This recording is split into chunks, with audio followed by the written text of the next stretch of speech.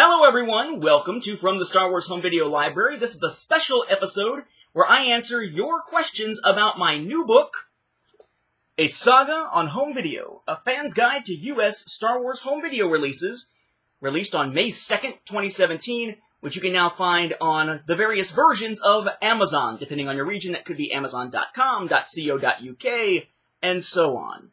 So yes, A Saga on Home Video, a fan's guide to U.S. Star Wars home video releases, is our focus this time. I'm going to be answering your questions that were put into the comments back whenever I posted that call for questions. I also want to touch a little bit on some of the recent reviews for those of you who are still kind of on the fence about picking up the book. You can hear what other readers are saying about it, and let you know where you can find some interviews that I've done about the book. If you're interested in interviews that I've done about the book or about Star Wars home video, just sort of this general atmosphere around which the book was created, then you can check out several different places, some being YouTube, some being elsewhere, depending on whether that show was done as a video or as just an audio podcast. But the names of the shows and the episode numbers you would want to look for, if you're going to look for that, is the first episode of the new podcast Fulcrum Frontline Report by KinnerFreak7, if you're looking for the username on YouTube. Episode 60 of the Expanded Fandomverse, which you can find either on places like iTunes or by going to theexpandedfandomverse.blogspot.com. The first episode of the Luminous Beings podcast spinoff entitled Crude Matter, which you can find at complexcrunch.podbean.com or, again, on places like iTunes. On the third episode of the HoloNet podcast, which you can find on YouTube. Search username Scotty D. That is D with no period or anything like that behind it. Just the letter D. And most recently, and more specifically about the book, I was also interviewed recently for the podcast known as Sequelcast 2. It was episode number 12 of Sequelcast 2, and you can find that at Sequelcast 2. That is Sequelcast and then the numeral 2.podbean.com, or again, on places like iTunes. My thanks to all of these guys for taking the time to bring me in on the show to discuss the new book and Star Wars home video. If you are looking for some reviews of the book to help you make the decision on whether or not to pick it up at this point, just recently, JediNews.co.uk, just better known as Jedi News, its founder Mark Newbold posted a quick blurb about the book in which he said that as someone who collected many and various UK and US releases of the saga on Super 8, VHS, Betamax, video disc, Laserdisc, DVD, VCD, Blu-ray, and any other format possible, this is a must-buy. A more detailed review was recently posted on the blog Battleship Pretension. It's simply battleshippretension.com in a heading, Book Review, A Saga on Home Video, A Fan's Guide to U.S. Star Wars Home Video Releases, and review written by Matt Bradley Shirigi. I think I'm saying that right, Matt. I've had very much trouble trying to pronounce your last name there.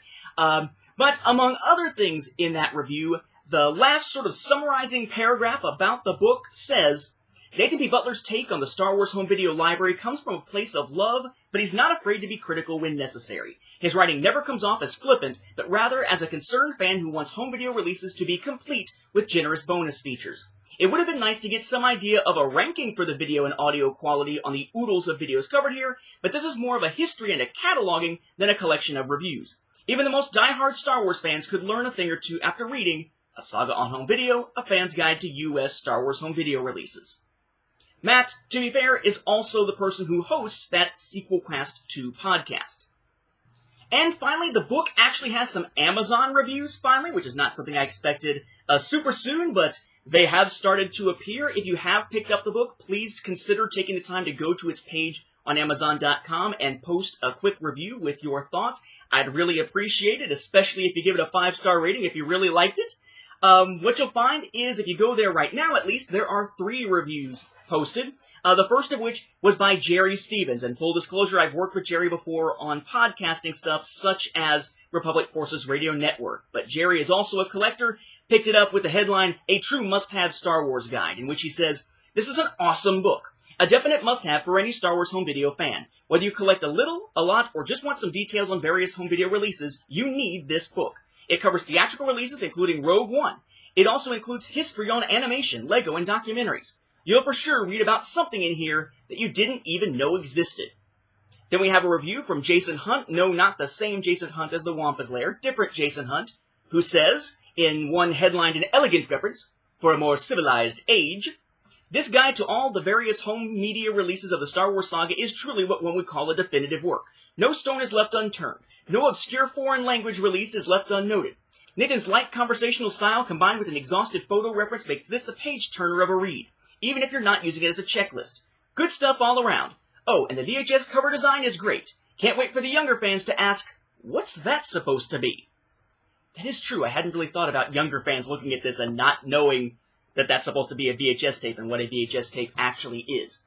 And then the most recent review coming from Emily Kuhnrat, who says in one entitled, The Book That Had to Be Made, Was Made, and Made Right, she says, I am beyond impressed with the amount of detail and exhaustive research that went into this book. To say it is a required addition to any serious Star Wars fan's library is an understatement. With the pictures for reference, every medium is detailed and represented. The book clears up many questions that I had, especially involving Laserdiscs. Do yourself a favor and add this to your collection. Again, my thanks to Jason, Jerry, and Emily for the reviews, and if you have the time to set aside to drop off a quick review on Amazon if you have picked up the book, please do so. I would really appreciate it. And now, with that out of the way, let's get to your questions. I'm going to just run through the handful of questions that were put in the comment section of that original video asking for questions. If I don't touch on something that you're interested on, or if it turns out that you haven't got the book yet, you decide to get it and you've got more questions, or you've already got it and you've got more questions, whatever. If you have more questions, stick them in the comments of this video. I will ignore answering them in the comments section, gather them up, and the next time I do one of these little Q&As, I'll use the questions for that. Alright, again, just a handful of questions here. We're going to start with two questions that were done about 2 weeks apart from YouTube username Jake the Dingus, who says, first off, I don't have the book yet, but I do plan on buying it. I do have a question about future revisions. If you ever do an international version, would you compare regional differences? For example, this 19 whatever Laserdisc from Japan is better than its US equivalent, and so on. Well, first off, I don't plan to cover international versions, at least not as a main topic. What I'm going to do is, over time, as I expand my collection and I bring in other foreign releases, when I find them noteworthy enough that they should be included as one of those little sidebars, like for droids and Ewoks, you had your little, meanwhile, in the United Kingdom segment about the droids VHS releases and Ewok VHS releases in the UK, stuff like that. When I run into situations where I have a foreign release that makes sense to include because it says something noteworthy about the difference between regions and stuff like that, then I will definitely include it. My plan is not to ever do anything comprehensive for other regions because I just don't have that knowledge for most other regions of Star Wars, and I don't want to put together something that isn't complete or winds up being of low quality. As for whether or not I would say this is better or worse than the other one, I'm not sure that better or worse is really what I want to get at. If there's something that's really sort of the definitive version, yes, I'll delve into that.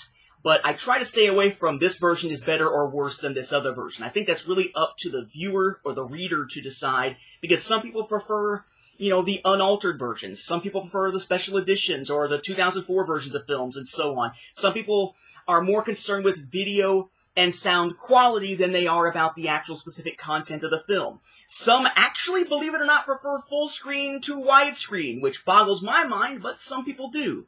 So, to me, it's not about better or worse in most cases. It's about giving you the information that you need to make those sort of judgment calls on your own. Jake then asked, in another question, if you do a hardcover version, will you add an embossed texture to make it look more like an actual VHS? What other design ideas do you have, and would you be open to suggestions? If so, here are a few. Number 1. The front/back could have a collage of old Star Wars posters and covers, TVs and movies alike, and the side looks like a film reel. 2. Stylized Saga home video that looks similar to CBS Fox's logo with the analog VHS filter over it. And instead of saying play in the corner, maybe it says read, all within a CRT TV screen. Below it, a VCR with a tape bottom reading a fan's guide, etc., to releases, and by Nathan Butler. Right now, I'm planning on sticking with just the standard VHS tape look to it. As I'm thinking ahead to what we might see in future releases right now, my main expectation would be one of two things, maybe both. which would be that, say there's a second edition 2 years from now, or whenever, right? A lot of times, when you go out and buy a VHS tape, or you would get one maybe from a rental place, there'd be this brightly colored, like off-red, pinkish, or whatever sort of round sticker a lot of times, just stuck on the thing somewhere, with bold type saying, you know, $1.99 rental, or whatever on it. I'm thinking something like that, where there'd be like a little circular logo thing over off to the side that says like second edition and new dates or something like that on it. I've also considered, you know how a lot of times with books like, say, Star Wars Year by Year, it'll have the title, but it'll say like updated and expanded, or updated edition, or whatever on just a little strip of text. I thought about putting that little strip of text on here somewhere, perhaps right along here, that says that in the format of the old Please Be Kind, Rewind stickers that used to go on these. I haven't got to the point of actually designing, you know, an actual cover for a second edition yet, because the second edition is still a while away. There just haven't been enough new releases and stuff like that to actually justify that sort of thing. As to whether or not to ever do a hardcover version, my answer at this point is no, because I am using Amazon CreateSpace to do it, and CreateSpace does not offer a hardcover option. So paperback is the only way to go. There are different sizes of paperbacks that you can do through CreateSpace. You can do cream or bright white pages. You can have it be in color or black and white, which we'll address as another question here, but you can't do hardback. So unless I want to go through something like Lulu.com and use a completely different outlet and lose the easy publishing through Amazon, a hardcover isn't in the cards. Unless CreateSpace changes its policy and actually adds hardcover as an option, in which case, yeah, I'd be interested in doing that. The next question comes from DL441228. Question is the book a timeline of the different home video releases, and does it talk about how they came, such as the history of how a certain home video release came to be? Love to know. I'll probably pick up the book soon. It is a history. It's not a timeline in the sense that it's not, here's just a list of releases, and that's it. It is a history. So, for instance, let's say you're looking at Chapter 5, Rise of DVD, Demise of VHS, 2000 to 2010. You have different segments going through the history telling how that era's releases sort of came to be, what was in them, how they differed from others, what were major milestones for Star Wars and such. So, for instance, just that chapter, which is pretty large, has subsections called Narrowing the Gap. There's a Meanwhile in Japan segment there immediately after that. See It Again, for the first time, for the last time. Spaceballs reference there. A Meanwhile in Malaysia segment. The DVD Menace. Forever Tinkering, The Phantom Menace on DVD. Attack of the DVDs. Then we have Forever Tinkering, Attack of the Clones on DVD. See It Again, for the first time, again, as another subtitle. Forever Tinkering, the original trilogy on DVD. We have George Lucas Honored, DVD Stands Alone. Forever Tinkering, Revenge of the Sith on DVD. Meanwhile in the United Kingdom, the original, For Real This Time. Then we have, let's see, Full Screen, Be Gone, and Look at the Size of That Thing, before Conclusion, An Era of Change. So any of these chapters is going to be a history that goes through things pretty much chronologically to see how things develop, focusing on the live-action films first and then going into the spin-offs on television and such. But it's not so much a timeline, per se. It's not just here's a bunch of bullet-pointed lists of what happened. It reads as a history. You would read this the way that if you're interested in, say, in George Washington, you might read Ron Chernow's George Washington, A Life, or his Alexander Hamilton, if you're interested in that founding father. Now, if you are looking for just a list of releases to help you check them off, yes, the last chapter is a set of checklists separated by format and by year. But that's not the bulk of the book. That's not the real focus of the book. That's just there to help you so you're not having to go through each chapter and minutely noting, okay, I got this one. I got this one. Boy, I wish there was a checklist. Well, there's a checklist in the back.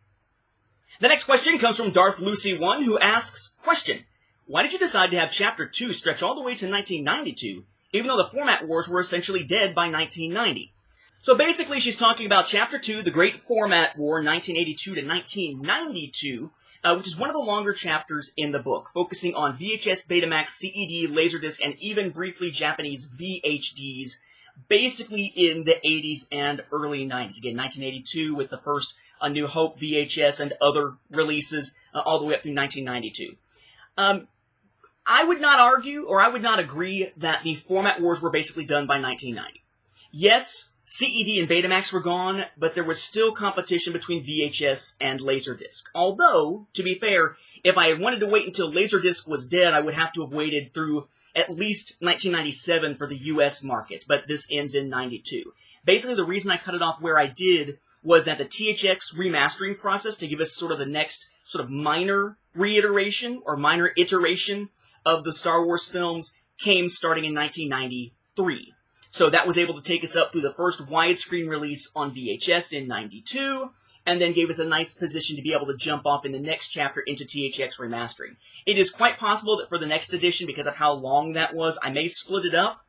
If I do, the split will probably be to go from 82 to 88-ish, or 82 to 87-ish, and then pick up after that up through 92 for the next chapter, which would basically split it so that one's looking at just the original individual releases of the films, and then the next chapter focuses in on when we were finally able to buy them together, either with a little band around it, or once it was actually in box sets, the bricks and so forth. Though that would mean that that chapter there would be relatively small. The latter of those two chapters would be relatively small, but that would sort of make sense because the next couple chapters are also relatively small themselves, and it would make the chapters a little more, on average, closer to the same size. But really, the reason was that the THX remastering process hadn't hit yet, and usually when we think of Star Wars Home Video, we think of the pre-THX stuff, the THX stuff, the special editions, the DVD versions, the Blu-rays, and so on like that.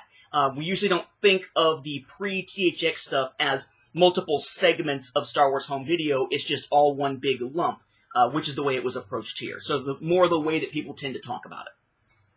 All right, 2 questions remaining. Paul McAllister asks, do you talk about the Clone Wars TV show or Rebels TV show in the book? Why, yes. Yes, I do.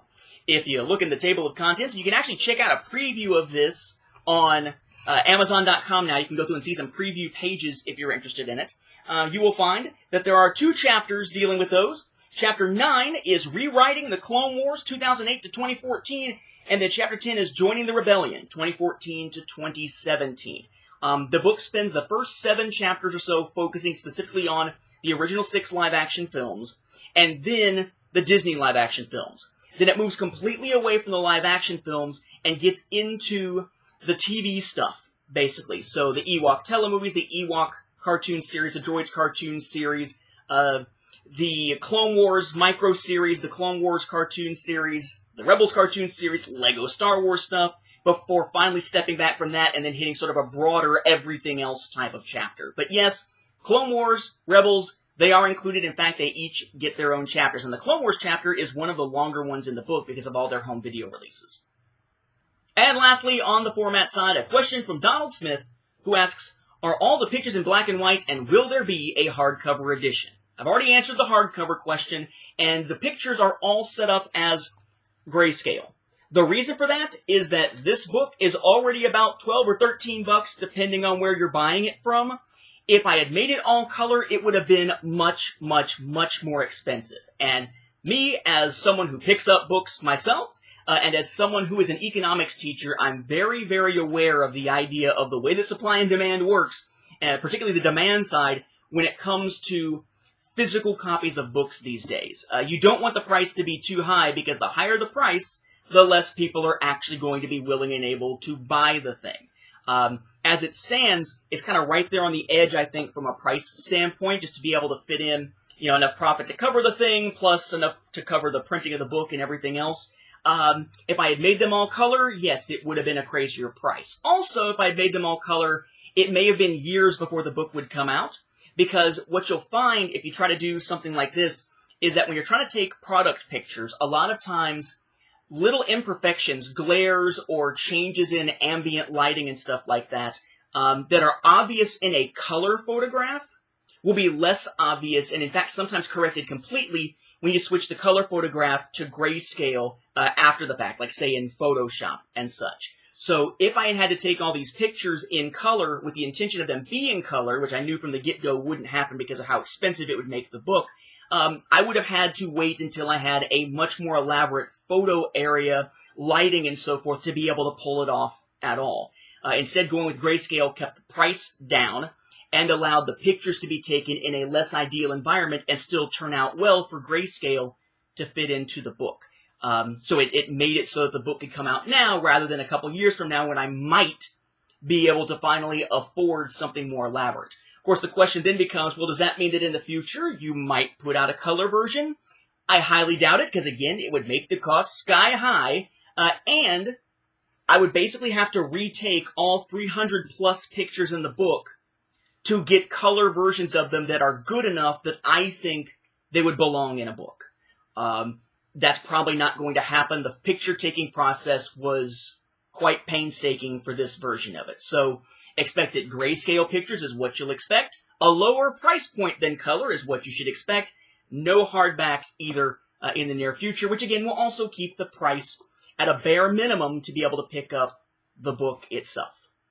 All right, folks, that's all the questions that have been asked. But lastly, I did want to add 2 notes of thanks out here from some recent acquisitions. Thank you first to Will Wright. Will recognized that I didn't have a working Laserdisc player at this point and managed to work with his own brother to come up with a way for me to purchase at a relatively low cost a working solid Laserdisc player through them. So thanks to Will, I now have access to a Laserdisc player so I can actually go through and watch my many Star Wars Laserdiscs and be able to see them for the first time in a very, very long time.